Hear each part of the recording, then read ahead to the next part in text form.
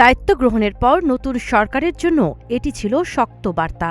ক্ষমতার পালাবদল হলেও থামেনি সহিংসতা। একের পর এক বিস্ফোরণে কেঁপে উঠেছে কলম্বিয়া। আর নতুন প্রেসিডেন্টের সামনে তৈরি হয়েছে বড় নিরাপত্তা চ্যালেঞ্জ। শনিবার ৯ আগস্ট দায়িত্ব নেওয়ার প্রথম দিনেই কলম্বিয়ার বিভিন্ন স্থানে দুটি বোমা হামলার ঘটনা ঘটে। এতে অন্তত এক পুলিশ কর্মকর্তা নিহত এবং কয়েকজন আহত হন। দেশটির নতুন প্রেসিডেন্ট আবেলার্দো দে লা এস্প্রিয়েলা শুক্রবার শপথ নেয়ার পর মাদক সন্ত্রাস দমনে কোনো আপোষ নয়, নীতি এবং সশস্ত্র গোষ্ঠীগুলোর সঙ্গে শান্তি আলোচনা বন্ধের ঘোষণা দেন।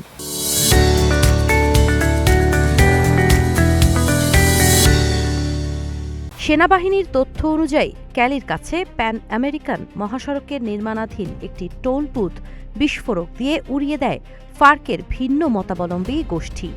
এ হামলায় দুজন নিরাপত্তাকর্মী আহত হন। একই দিনে উত্তরাঞ্চলের সেসার প্রদেশে বিস্ফোরক বহনকারী ড্রোন দিয়ে একটি পুলিশ স্টেশনে হামলা চালানো হলে এক পুলিশ কর্মকর্তা নিহত হন।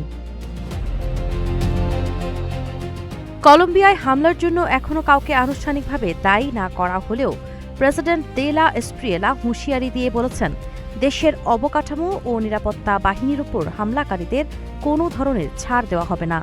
বিশ্লেষকদের মতে নতুন সরকারের কঠোর নিরাপত্তা নীতির জবাব হিসেবেই এসব হামলা হতে পারে। কলম্বিয়ায় ২০১৬ সালের শান্তি চুক্তির পরও বিভিন্ন অঞ্চলে সশস্ত্র গোষ্ঠী ও মাদক চক্রের সহিংসতা এখনও অব্যাহত রয়েছে। সাবা খান, নাগরিক প্রতিদিন।